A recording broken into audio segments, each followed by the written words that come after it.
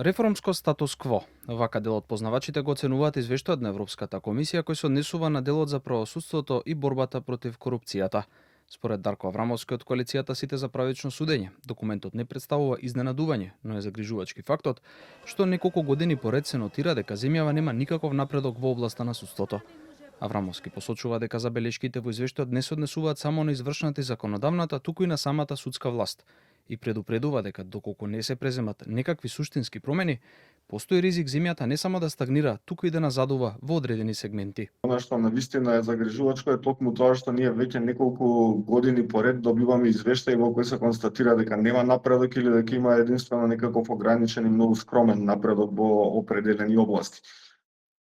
Причините поради кои се бележи таквото стагнирање со можност дури да се јави уназадување се во одредена мера и бизарни, како што е, например, измените на кривичниот законник, нешто што веќе 2 години не се провлекува како проблем, меѓутоа немаме никаква иницијатива за да се направат соодветни измени кои што би резултирале со промена во праксата на прогонот на високата корупција. Дека Македонија мора да ги забрза реформите од првото поглавје посветено на владењето на правото, порачи евроамбасадорот во земјава Михалис Рокас.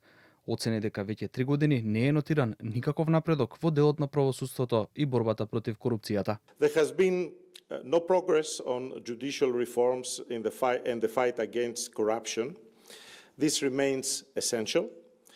These are not just benchmarks, they are the foundation for citizens' trust and for the country's European future.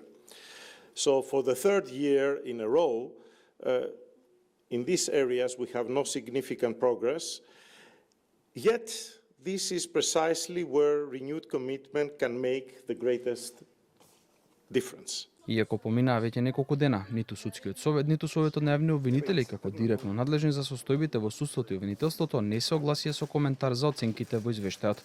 Канал 5 побара став и од нив и од јавното обвинителство и Сдруженијето на судии, но одговор не добивме од ниту една адреса. Инаку во извештајот и годинава главните забелешки се за ефикасноста на правосудниот систем, недостиг на кадар и ресурси, како и големиот број за останати и нерешени предмети.